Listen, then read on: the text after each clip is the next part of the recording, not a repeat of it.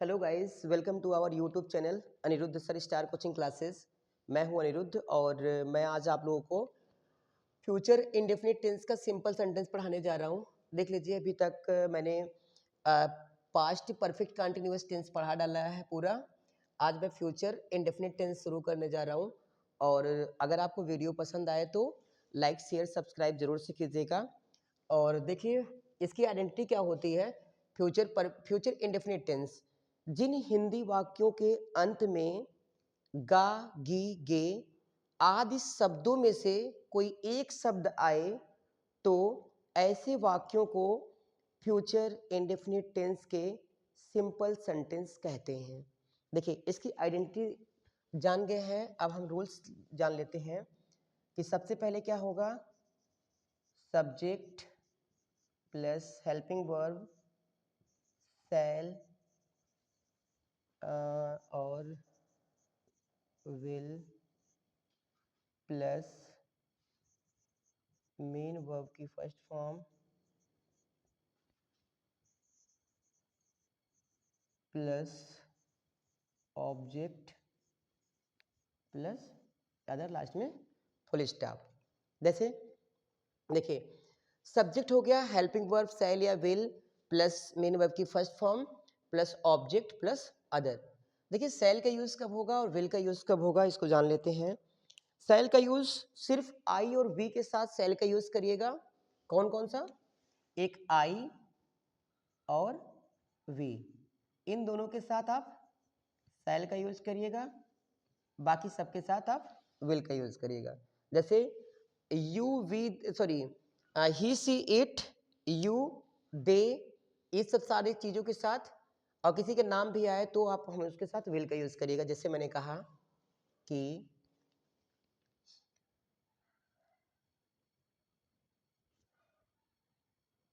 वे अपना पाठ याद करेंगे। देखिए, वे अपना पाठ याद करेंगे।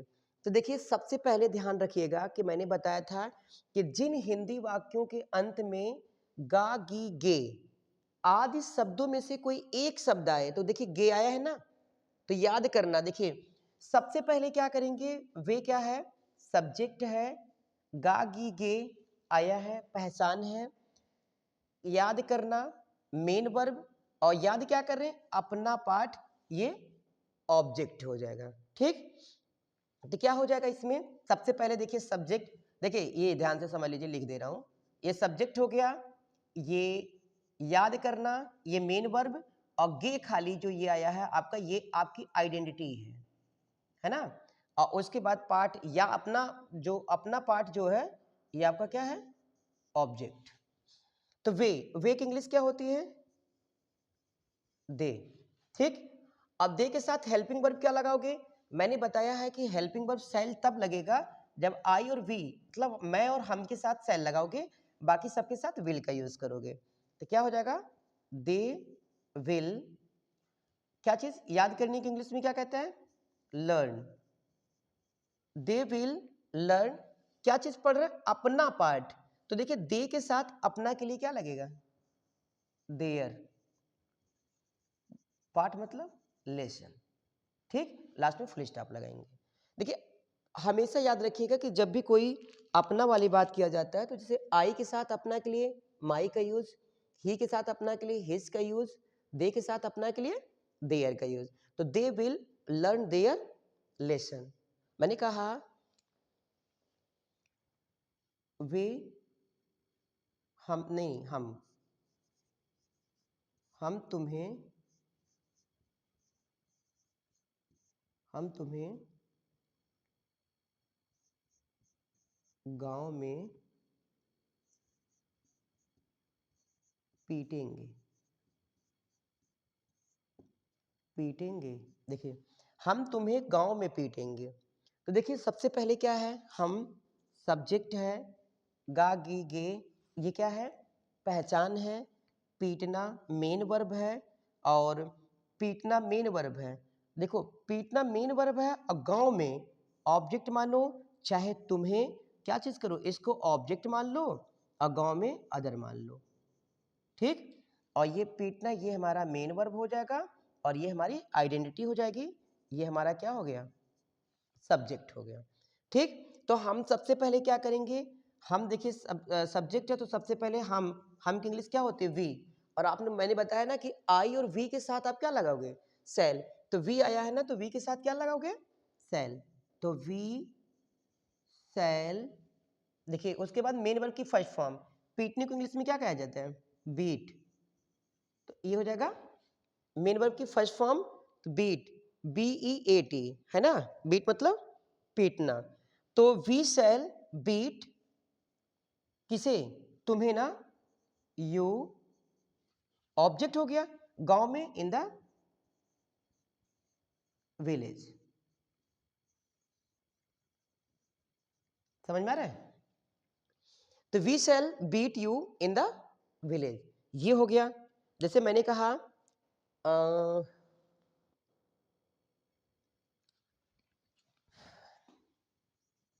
वह मुझे संस्कृत पढ़ाएगी।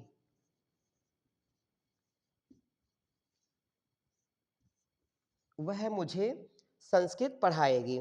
तो वह क्या है, सब्जेक्ट, पढ़ाना मेन वर्ब, गा गी गे, गी आया है ना, ये आपका क्या है, आइडेंटिटी। अब पढ़ाना मेन वर्ब है, पढ़ाया किसे, क्या चीज पढ़ाया जा रहा है, संस्कृत। ऑब्जेक्ट हो जाएगा मी, अदर हो जाएगा, चाहे मी को ऑब्जेक्ट बना लो, संस्कृत को अदर मान लो, तो चाहे जैसे भी आप कर लो। ठीक है, दोनों में से दो सेंटेंस बना लोगे। तो वह इंग्लिश क्या होती है, सी, और इसके साथ आप क्या लगाओगे, हेल्पिंग वर्ब, विल। पढ़ाने की इंग्लिश में होती है टीच। तो हमने क्या है, इसको ऑब्जेक्ट मेन वर्ब जो है पढ़ाना, अब मी को जो है ऑब्जेक्ट मान लेता हूं, तो मी लगा दोगे, संस्कृत है तो संस्कृत ऐसे लिख लोगे। ठीक, और एक बार देखो अगर हम करते हैं तो ये लिखेंगे सी विल टीच। अगर संस्कृत को हम ऑब्जेक्ट मानते हैं तो टीच के बाद संस्कृत लिखोगे, उसके बाद मी है ना तो टू मी लिख दोगे। ठीक, तो ये आपका हो जाएगा।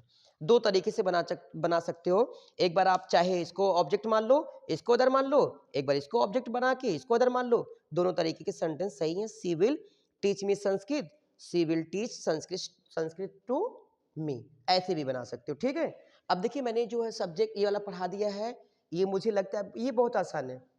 दो ही चीजें हैं, आई और वी के साथ सेल लगाना, बाकी सबके साथ विल लगाना। चलिए नेगेटिव पढ़ा देता हूँ, नेगेटिव भी खत्म हो जाए, थोड़ा थोड़ा करके सब पढ़ा के खत्म कर देता हूँ इसका, ताकि ज्यादा आपको समस्या ना बढ़े।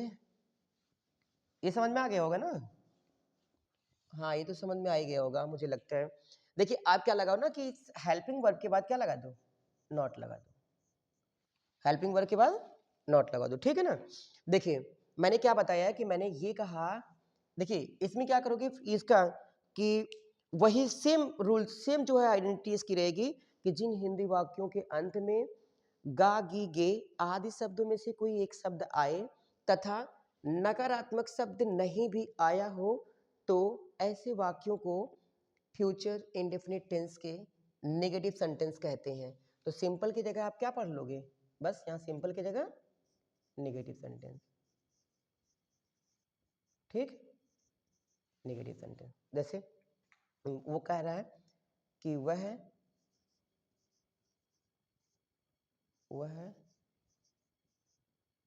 मुझसे वह मुझसे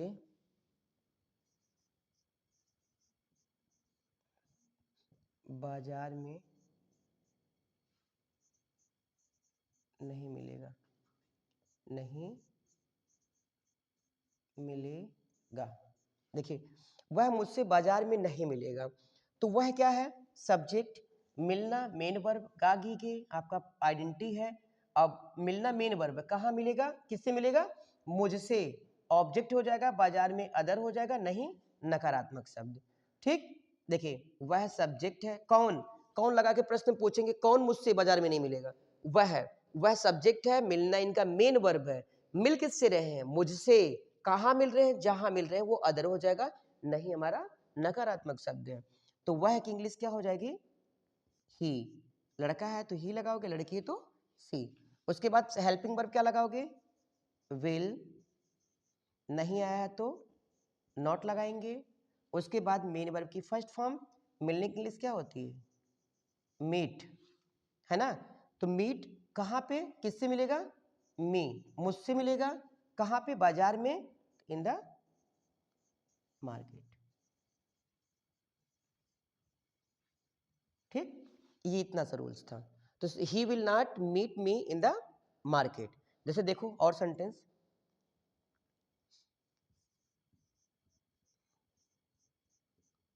सरिता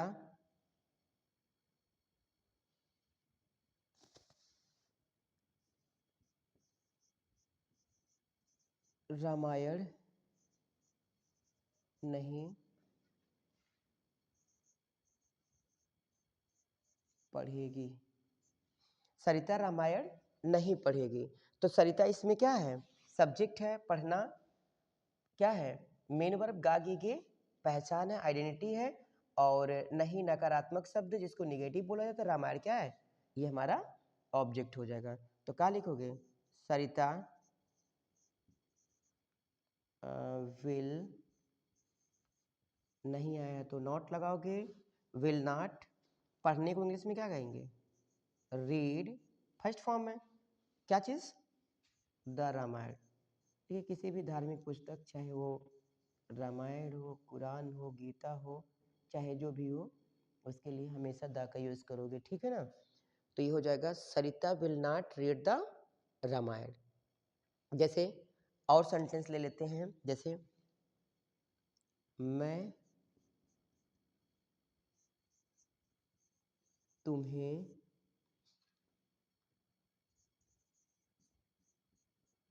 किताब नहीं पढ़ाऊंगा।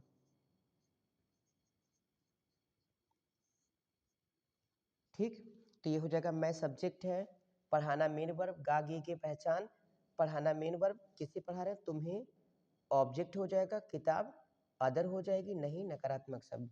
तो ये हो जाएगा आई, इसके साथ क्या लगाओगे, सेल, नहीं आया है तो नॉट, मेन वर्ब, पढ़ाने की इंग्लिश क्या होती है, टीच, तुम्हें क्या हो जाएगा, ऑब्जेक्ट, यू क्या चीज़, टीच यू द बुक।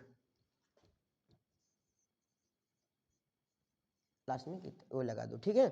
देखिए इसमें थोड़ा सा ये समझ लीजिएगा कि इसको ऐसे भी लगा सकते हैं, I shall not teach the book to you, ऐसे भी कर सकते हैं। मैं तुम्हें किताब नहीं पढ़ाऊंगा, आई शैल नॉट टीच यू, क्या चीज़ है, किताब है ना, तो द बुक हो जाएगा। ठीक, I shall not teach you the book, आप ऐसे भी कर सकते हो, या फिर I shall not teach you book, आप ऐसे भी बोल सकते हो, या फिर I shall not teach the book to you. ठीक, ऐसे भी हो जाएगा। देखिए ये भी लगता है मुझे समझ में आ ही गया होगा आपको। अब हम लोग पढ़ लेते हैं ना इंट्रोगेटिव, इंट्रोगेटिव सेंटेंस पढ़ लेते हैं, और इंट्रोगेटिव के बाद फिर नेगेटिव पढ़ लेंगे, ताकि सब कुछ खत्म हो जाए जल्दी से। इंट्रोगेटिव, इसकी देखिए आइडेंटिटी जान लेते हैं हम लोग, क्या होती है इंट्रोगेटिव सेंटेंस। ठीक, इंट्रोगेटिव सेंटेंस है, तो इसको हम लोग मिटा देते हैं। देखिए क्या करते हैं इसमें, इंट्रोगेटिव में जिन हिंदी वाक्यों के अंत में, इसकी आइडेंटिटी ध्यान से सुन लीजिए, क्योंकि ये बहुत इंपॉर्टेंट है, ये भी जो आपको पढ़ना है। तो जिन हिंदी वाक्यों के अंत में गा गी गे आदि शब्दों में से कोई एक शब्द आए तथा प्रश्नवाचक शब्द भी आया हो, तो ऐसे वाक्यों को फ्यूचर इंडेफिनिट टेंस के इंट्रोगेटिव सेंटेंस कहते हैं। देखो अगर नहीं समझ में आएगा तो एक बार आप ये वीडियो को थोड़ा सा पीछे करके एक बार आप देख लोगे, आपको समझ में आ जाएगा कि जो मैं बोल रहा हूँ, ठीक है ना। तो इसकी आइडेंटिटी क्या, रूल क्या है, interrogative word plus helping verb shall या will plus subject plus main verb की first form plus object plus other last में क्वेश्चन मार्क।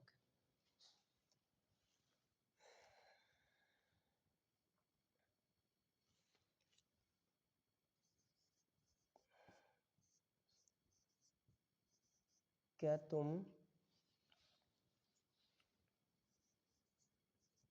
तुम मुझे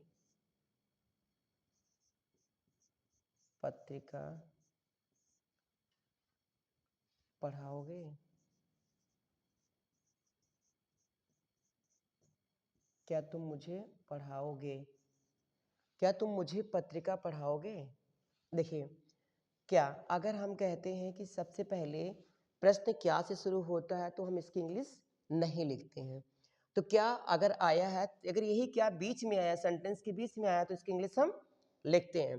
क्या तुम मुझे पत्रिका नहीं, क्या तुम मुझे पत्रिका पढ़ाओगे? तो सबसे पहले देखिए प्रश्न कब, क्यों, कहाँ, कैसे, कौन, क्या, ये इंट्रोगेटिव वर्ड है। और तुम यानी कौन लगा के प्रश्न, कौन तुम्हें, कौन मुझे पत्रिका, तो तुम सब्जेक्ट हो गया, ये इंट्रोगेटिव वर्ड है। और पढ़ाना इनका क्या है, ये मेन वर्ब है। और ये जो है ये आपका आइडेंटिटी है, ठीक। और पढ़ाना मेन वर्ब है, पढ़ा किसी रहे हैं, मुझे पढ़ा रहे हैं, ये हमारा क्या हो जाएगा, ऑब्जेक्ट। और पत्रिका क्या हो गया, अदर। चाहे आप इसको पढ़ाना मेन वर्ब है, क्या पढ़ा रहे हैं ये, पत्रिका। पत्रिका को हम क्या मान लेते हैं, ऑब्जेक्ट मान लेते हैं। और मुझे को क्या मान लेते हैं, ये अदर। इसमें दो प्रकार के हैं, दोनों तरीका है। चाहे आप इसको एक बार ऑब्जेक्ट मानो, इसको अदर मान लो, चाहे इसको ऑब्जेक्ट मान के इसको अदर मान लो। तो सबसे पहले अगर क्या से शुरू होता है तो हम उसकी इंग्लिश नहीं लिखते हैं, तो हेल्पिंग वर्ब पे आएंगे, सेलेबल में से कोई एक लगाएंगे अकॉर्डिंग टू सब्जेक्ट। सब्जेक्ट को देख लो, तुम है, तुमको पता है कि आई और वे के साथ ही सेल लगता है, बाकी तो आप आराम से बेझिझक क्या लगाओगे, विल यू। पढ़ाना, देखिए पढ़ाने की इंग्लिश क्या होती है, विल यू, उसके बाद देखिए विल लगाओगे, फिर उसके बाद सब्जेक्ट, उसके बाद मेन वर्ब की फर्स्ट फॉर्म। तो मेन वर्ब की फर्स्ट फॉर्म पढ़ाने की इंग्लिश होती है टीच। तो विल यू टीच क्या चीज, मैगजीन, पत्रिका। तो देखो will you teach the magazine, किसको, मुझे ना, तो आप लगा दोगे टू मी, ठीक, लास्ट में क्वेश्चन मार्क लगा दो। या फिर ऐसे भी लगा सकते हो इसको कि एक बार अगर इसको जो है मी को हम क्या मानते हैं, ऑब्जेक्ट मान लेते हैं अब, और इसको हम क्या मान लेते हैं, इसको अदर मान लेते हैं, ठीक। तो ये हो जाएगा विल यू टीच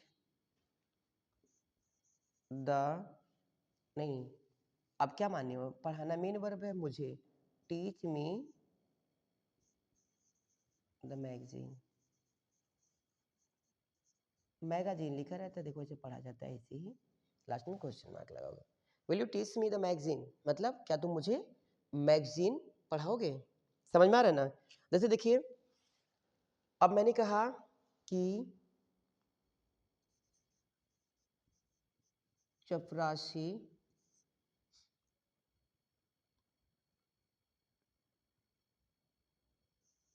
स्कूल में घंटी कब बजाएगा, बजाएगा। देखो चपरासी स्कूल में घंटी कब बजाएगा, तो देखिए कौन कौन स्कूल में घंटी, तो मतलब चपरासी सब्जेक्ट, ये सब्जेक्ट हो गया, बजाना मेन वर्ब हो गया, गागी की आइडेंटिटी, कब इंट्रोगेटिव, और बजाना मेन वर्ब है, बजा क्या रहा है, घंटी, ऑब्जेक्ट हो जाएगा, स्कूल में अदर। देखिए इनका मेन काम है बजाना, बजा क्या रहे हैं, घंटी, और कहाँ बजा रहे हैं, जहाँ कहीं बजा रहे हैं वो अदर। तो ये क्या हो जाएगा, कब की इंग्लिश क्या होती है, when, when will the peon, ठीक, PEON है ना, when will the peon क्या हो जाएगा, बजाना, रिंग क्या चीज, द बेल,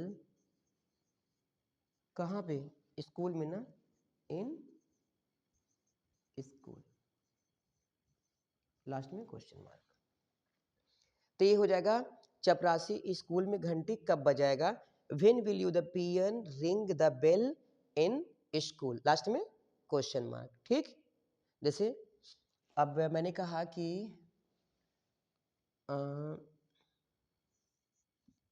मैं स्टार कोचिंग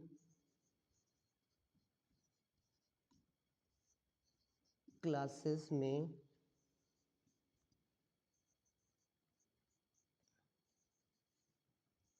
अंग्रेजी कैसे पढ़ाऊंगा, है ना। जैसे मैंने कहा कि मैं स्टार कोचिंग क्लासेस में अंग्रेजी कैसे पढ़ाऊंगा, तो देखिए सबसे पहले मैं क्या है, ये सब्जेक्ट है, इनका मेन काम क्या है, ये पढ़ाना इनका मेन काम है, गा गी गे पहचान है। अब पढ़ा क्या रहे हैं, अंग्रेजी पढ़ा रहे हैं, कहाँ पे, स्टार कोचिंग क्लासेस में, ये पूरा क्या हो जाएगा, अदर हो जाएगा, कैसे, इंट्रोगेटिव्स। ठीक, तो कैसे की इंग्लिश क्या हो जाएगी, हाउ, हाउ। उसके बाद सेल या विल में से देखो आई और बी के साथ मैं है ना, मैं की इंग्लिश आई होती है ना, तो आई के साथ क्या लगाओगे, सेल लगाओगे, तो हाउ सेल आई।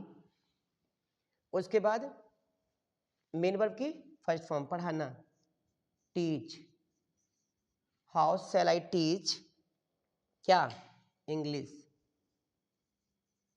है ना, कहाँ पे, कोचिंग में, इन स्टार कोचिंग, कहाँ पे, क्लासेस है ना, स्टार कोचिंग क्लासेज, लास्ट में क्वेश्चन मार्क लगाओ। ठीक, तो ये हो जाएगा, देखिए how shall I teach English in star coaching classes, बस इतना सा आपको पढ़ना था। ठीक है ना, ये भी उम्मीद करता हूँ कि ये भी समझ में आ ही गया होगा। तो इंट्रोगेटिव प्लस निगेटिव सेंटेंस अगर जानना है तो इसको भी हम लोग इंट्रोगेटिव प्लस निगेटिव सेंटेंस भी जान लेते हैं। देखिए क्या करेंगे, जब इंट्रोगेटिव प्लस निगेटिव सेंटेंस करेंगे ना, तो इसी में देख लेते हैं ताकि खत्म हो जाए पूरा। ये कुछ नहीं करना होता है, ये भी बहुत आसान है। नेगेटिव सेंटेंस देखिए क्या है, interrogative word helping verb shall या विल है प्लस सब्जेक्ट है, और सब्जेक्ट के बाद आप नॉट लगा लीजिए, है ना, सब्जेक्ट प्लस नॉट। ठीक, अब देखिए, अब मैंने जैसे कोई सेंटेंस दूसरा बनाता हूं, अब उसमें भी है ना कि इंट्रोगेटिव यानी प्रश्नवाचक शब्द के साथ नकारात्मक शब्द नहीं भी आया हो, तो ऐसे वाक्यों को फ्यूचर इंडेफिनिट टेंस के इंट्रोगेटिव प्लस नेगेटिव सेंटेंस कहते हैं। ठीक, वैसे टाइम तो बहुत ज़्यादा हो गया है, चलो कोई बात नहीं, अभी भी मैं कोशिश करूँगा कि जल्दी जल्दी अब ख़त्म करके वो चीज़ कर लूँ। देखो क्या हो गया, जैसे मैंने कहा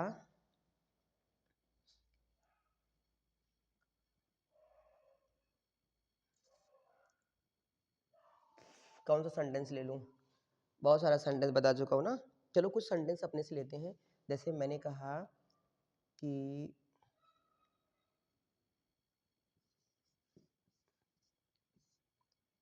मेरा दोस्त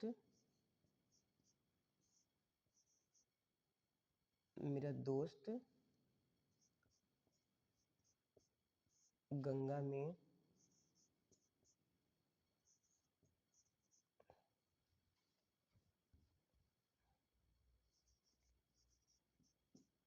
क्यों नहीं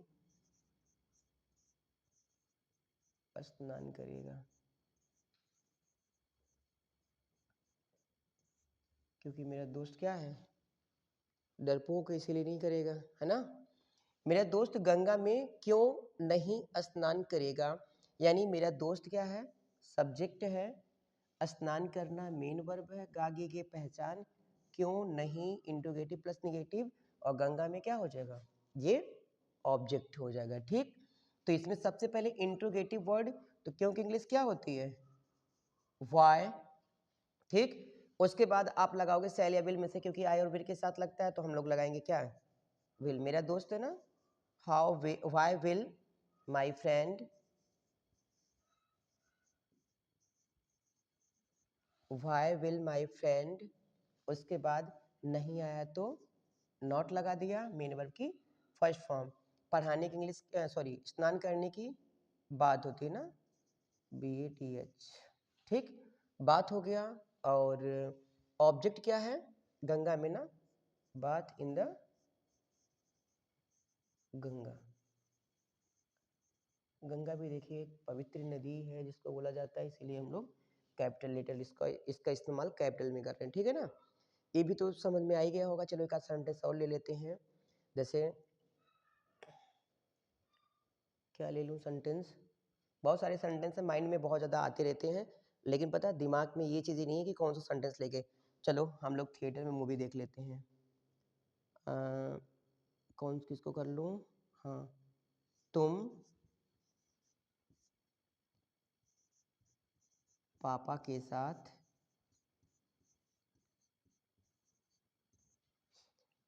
कहाँ पर,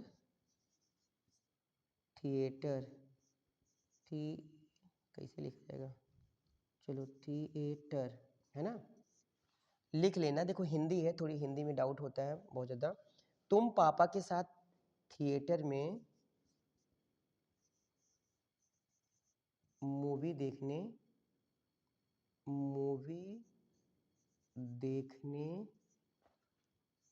के लिए